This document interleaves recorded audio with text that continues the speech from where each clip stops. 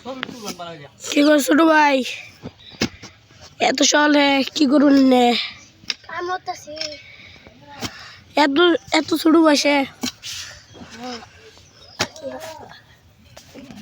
আপনি কি করেন তাইলে? কি করবেন?